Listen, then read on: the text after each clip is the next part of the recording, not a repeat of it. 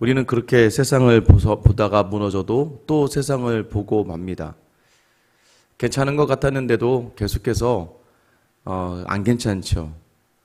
어느덧 정리한 것 같은데도 정리된 게 하나도 없습니다. 그렇게 당하고도 여전히 우리가 미련하다는 것은 남편, 아내 또는 자녀, 직장의 상사들, 그 사람들, 세상에 대해서 역시 세상은 그런 곳이야. 사람은 의지하고 기대하면 안 돼. 라는 것을 그렇게 잘 알면서도 다시 또 그곳을 향하다가 무너지고 말아요.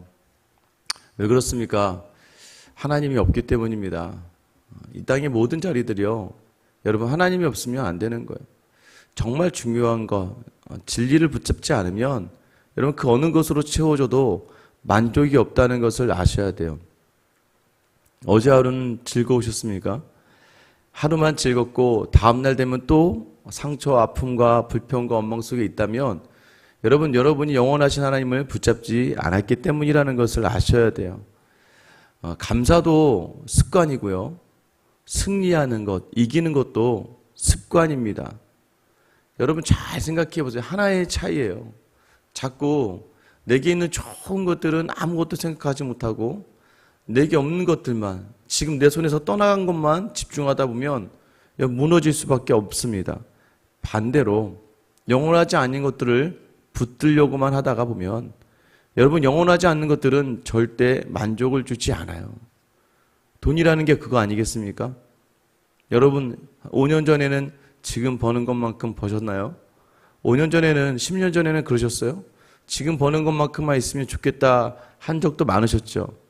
그런데도 불구하고 지금 버는 것으로 만족하십니까? 집도 마찬가지예요. 조금 더 늘리면 이제 다 얻은 것 같죠? 그런데 한 6개월, 1년 살고 나면 어때요? 똑같죠? 좀 더 지나면 어떻게 됩니까? 좀 더 좋은 집, 좀 더 큰 집을 향하게 되어 있는 게 이게 인간입니다. 사람도 마찬가지예요. 마음을 나눌 친구 하나만 있었으면 좋겠다. 내 인간적인 것으로 다가가다 보면요. 한 명이 있습니다만 한 명으로 만족하지 않는 게 사람입니다. 계속해서 채워지고 채워져야 돼요. 그 대표적인 인물이 오늘 하만이라고 하는 사람이 또 등장하는 것이죠. 이 하만이요. 이 모든 유대인들을 죽이려고 작정을 하고 조서를 왕을 통해 내립니다. 여러분 이것을 모르드게가 듣게 되고 옷을 찢고 성문 앞에서 통곡을 해요. 에스더가 그것을 보고 모르드게와 함께 금식하여 기도한 후에 원래 왕이 부르지 않으면 안 되는데 그 자리에 목숨을 걸고 나아갑니다.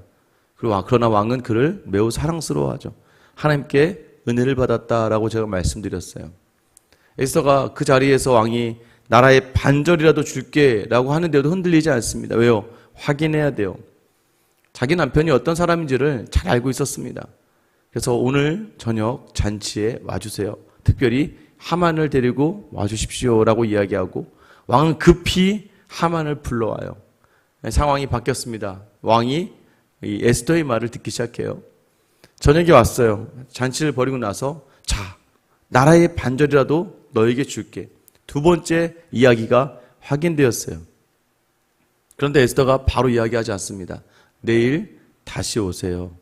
내일 다시 잔치를 하겠습니다. 다시 하만과 같이 꼭 와달라고 말을 해요. 자, 하만이 오늘 나오는 그 길이에요. 9절입니다. 그날 하만이 마음이 기뻐 즐거이 나오더니 모르드게가 대궐문에 있어 일어나지도 아니하고 몸을 움직이지도 아니하는 것을 보고 매우 노하나. 여러분 마음이 기뻐요. 여러분 얼마나 기쁘겠습니까? 왕이 자기를 직접 급히 찾아서 갔더니 왕후가 잔치를 차려주단 말이죠. 야, 세상에 이런 신하가 없는 거죠. 왕도 그렇다 할진데 왕후가 직접 잔치를 벌여줄 사람이 어디 있겠느냐 하면서 매우 기뻐했습니다. 그런데 여러분 매우 기뻐하다가 지금 성문 앞에 있는 자신을 향해서 절하지 않는 모르드게, 자신을 무시하는 모르드게. 오늘 보세요. 모르드게가 대궐문에 있어 일어나지도 아니하고 몸을 움직이지도 않았다라고 얘기해요. 하만을 의식했으나 하만을 향해서 절대 다시 절하지 않는 이 모르드게를 보면서 여러분 하만이 어떻게 했다고 얘기해요? 매우 노했다라고 이야기해요.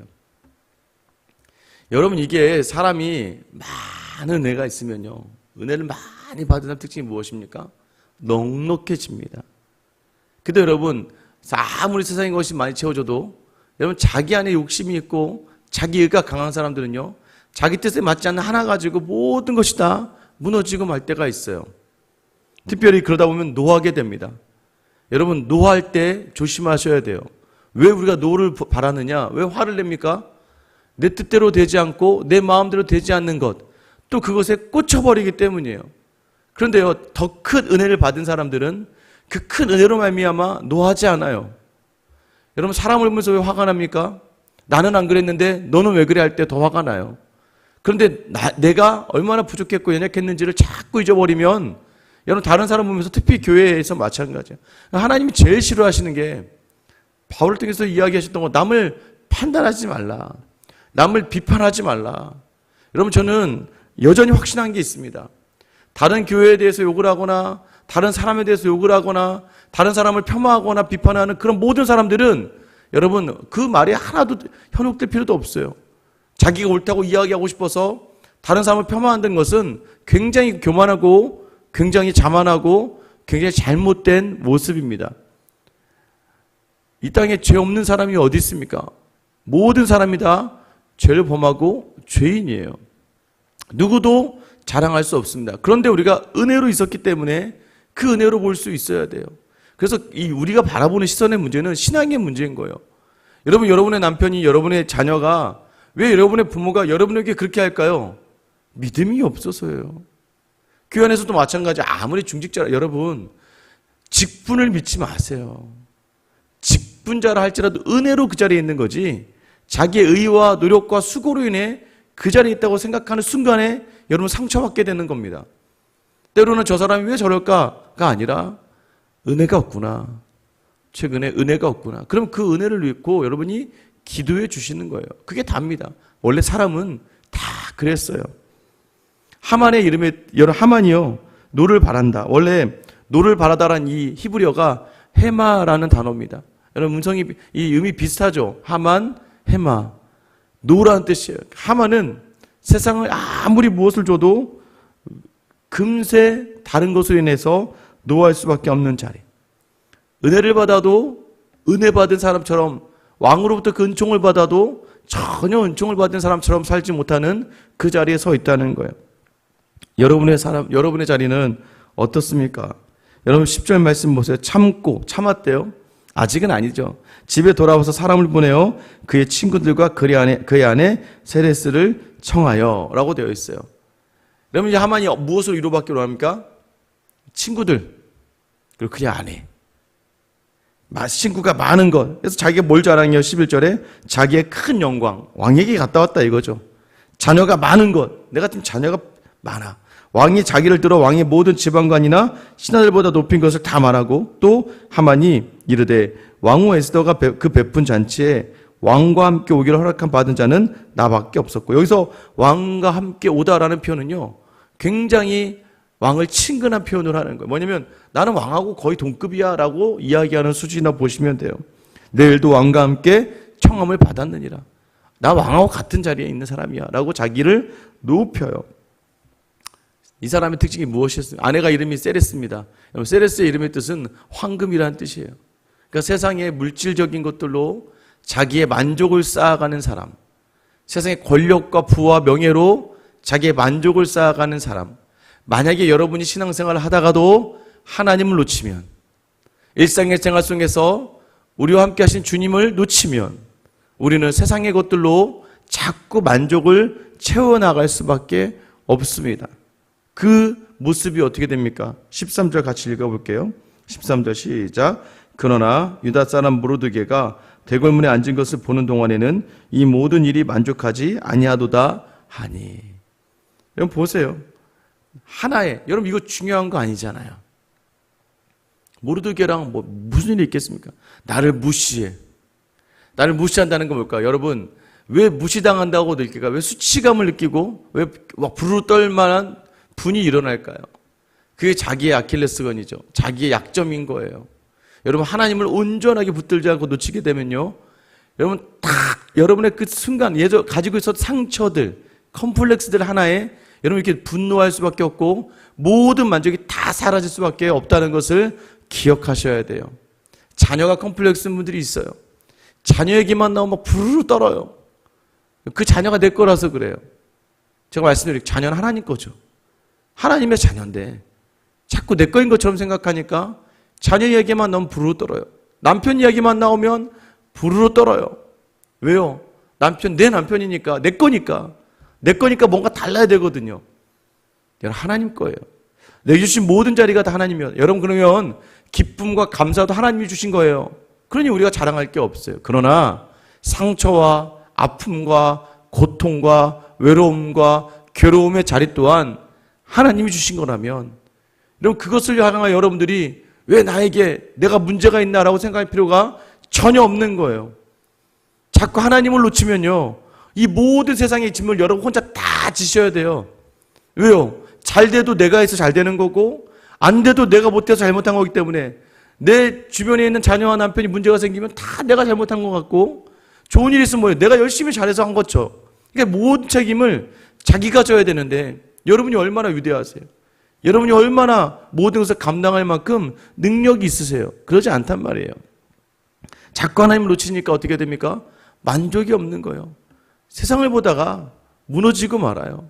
그런데 하나님을 보면 이기고 섬기고 더 나아가 모든 선을 행할 수 있는 자리에 선다는 것을 여러분 기억하셔야 됩니다. 다 가져도요, 하나 없는 것에 집중하며 살아가는 게 굉장히 미련한 인생이에요. 여러분, 가진 것에 집중하며 여러분 만족이 없는 풍요가 불행한 거예요. 그러나 만족이 있는 빈곤은 행복할 수 있다는 것을 여러분이 아셔야 돼요. 무엇으로요? 예수 그리스도로 우리는 행복할 수 있습니다. 여전히 나를 사랑하시고 여전히 나를 돌보시는 분, 오늘 하루도 마찬가지예요. 여러분, 하만이 이 불만의 마음을 어떻게 이야기합니까? 야, 그 모르드게 때문에. 그러자 여러분 주변에 있는 사람들이 하만의 비유를 맞추기 시작해요. 여러분, 이것은 사는 방법이 아니에요. 이때 누군가가, 정말 저는 옆에 누군가가 믿음 있는 친구가 하나 있었더라면, 진리를 붙잡고 있는 친구가 하나 있었다면, 하만, 이 친구야, 너 그래도 왕 다음으로 높잖아. 모르드게 그 연약한 백성 그걸 그렇게까지 신경 써. 그냥 넘어가. 그 중요한 거 아니잖아 라고 누군가 한마디 했으면, 14절 보세요. 오히려 그들이 그의 아내 세레스와 모든 친구들이 이르되 높이가 50규빗 되는 나무를 세우고 내일 왕에게 모르드게를 그 나무에 매달기를 구하고 왕과 함께 즐거이 잔치에 가소서 하니 하만이 그 말을 좋게 여기고 명령하여 나무를 세우니라. 어떤 말입니까? 야, 나무 하나 크게 세워. 한 20m 되는 나무 세우고 거기에 달아버려. 그래서 사람들 보여줘. 네가 얼마나 힘이 있는지. 비유를 맞추면서 아부를 하면서 말을 하는 거예요. 결국 어떻게 됩니까? 이 나무에 하만이 걸리게 돼요. 그래서 사람을 사귀는 것도 중요합니다. 믿음의 친구가 있다는 것을 감사하게 생각하셔야 돼요. 때로는 쓴소리. 여러분, 나중에 왜 많은 분들이요, 어머니가 그립습니까? 어머니의 잔소리가 그리운 거예요. 어머니가 그렇게 자기를 향해서, 아버지가 자기를 향해서 툭툭 던지던 말들이 그리워지는 게 뭐예요? 세상에 있는 사람들은 다 자기 비유 맞추려고, 자기 거 뺏어 먹으려고 그냥 웃으면서 이야기하지만, 정말 나를 사랑하는 사람들은 대부분이 쓴소리를 하고 잔소리를 하고 계속해서 이러면 안 된다 하는 분들이거든요. 여러분, 세상을 보다가 이런 사람들도 다 놓치게 되는 거예요. 나의 만족이 되는 사람만 있다가 다 무너집니다. 세상의 똑똑한 사람들, 세상의 지식들, 그러나 관계 속에서 그저 자기의 유익을 쫓아 말하다가 다른 사람 신경 쓰지 않죠. 어느덧 보세요. 이제는 그의 아내가 주도하죠. 보세요. 처음에는 친구들과 아내를 불렀다고 이야기. 10절에 보면 그의 친구들과 그의 아내 세레스를 청했다고 이야기합니다. 그런데 여러분, 지금은 14절에는 뭐예요? 아내 세레스와 모든 친구들, 이제 주도를 누가 한다는 거예요? 아내가 해요. 여자가 해요. 하만도 이제는 그동안은 자기가 주도하는 것 같지만 이제는 그 아내 세레스의 주도하에 있게 되는 거예요.